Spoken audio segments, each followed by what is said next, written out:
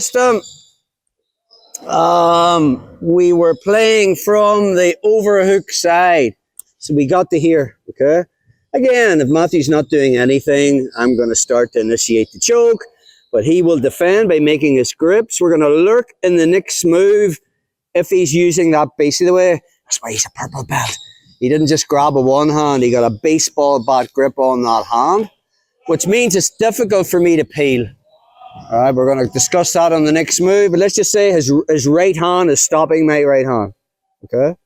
So from there, I let go of the collar, I pull it back, I peel it, and then I punch it, and then we pass it, okay? And then from there, we post, we make sure our elbow's tight to the body, I come up to my hand, and then I engage my hips to put them into the belly pin, just circle, circle, circle, circle, circle, circle, circle, circle, circle. And we end up here. I'm engaging my hips. And we started to work the choke, okay? But sometimes from this position, when I start to initiate the choke, maybe I'm not engaging my hips. And Matthew does not want to be here. He wants on his elbows and knees. Just come up perfect. We end up here. Now he's got mobility. There's things he can do from this position. So if I end up there, my left hand is going to grab the pants. My left foot is swimming across the belt line. You probably want to move back, Dave. And I'm going to move over my right shoulder and I end up in the bow and arrow. Okay? Let's just go way back over here, bro. Let's look at that again. So, we're here. I fall to the overhook side. We talked about when it was on the overhook side, I didn't need the head trap and I didn't need post rear mount. Okay? So, from there, I'm opening up the collar. Matthew knows jiu-jitsu. He's starting to pull back with his right hand on my right hand. So we pull it back, we punch it, we pass it, and we move the DOD control, that belly pin. All right? And then we come all the way up. Just circle, circle, circle. That's perfect there. So we end up here. I'm engaging my hips. I'm driving down. I get the collar. But maybe I didn't pin him, and he's came to this position. Okay? The hand lets go of the wrist, and I'm just grabbing the pants. I'm going to roll over my left shoulder. My left foot comes across the belt line, and I just take out my right foot, and I pendulum and bring it over my shoulder. Or, sorry, over Matthew's shoulder. And again, if I can cross my ankles from there, just your classic bow and arrow choke. That's if Matthew makes the response, which is a good response. He does not want to be in the belly pin. You're just lying there like a sack of shit. You'll want to get to your knees and try to remove a hook. Anyone that did the Henry Aiken's back escape system with us, that's one of your fundamentals.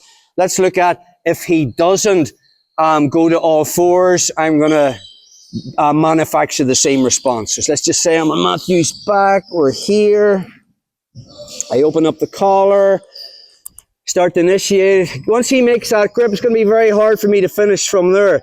So we peel it, we punch it, we pass it, DOD control, we build the base. Just turn this way, buddy. Let's just say I'm here.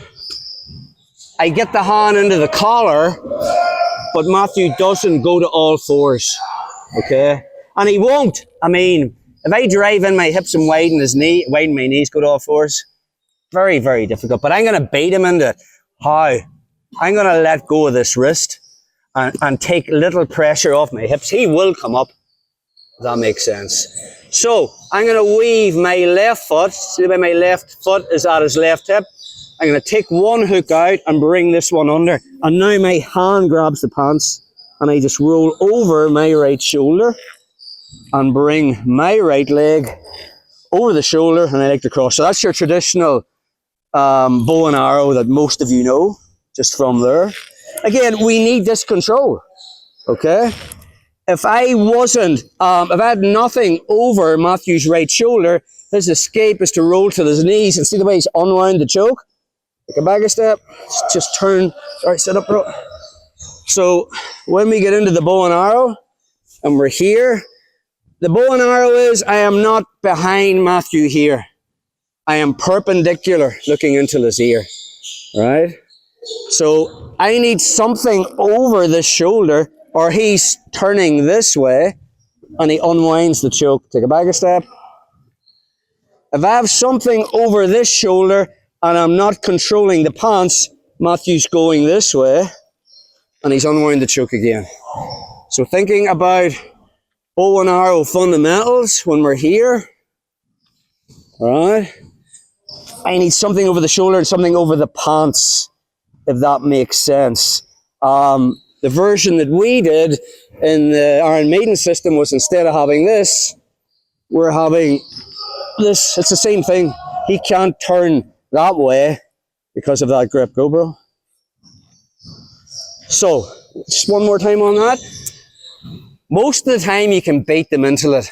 Go for the choke and don't go heavy with your hips pressing them in. And sometimes it can be difficult to finish from the belly pin with that lapel grip. So we want to bait him into going to his knees, which is good jiu-jitsu. So we're here. Peel, punch, pass, post, pin. Just turn, bro. Hand up there. I want that hand in the collar. That's the first thing. From that position now, I'm grabbing the pants and I weave my foot to the far hip across the belt line. And now I just roll over my left shoulder and kick my leg out wide. So we end up here. Very simple.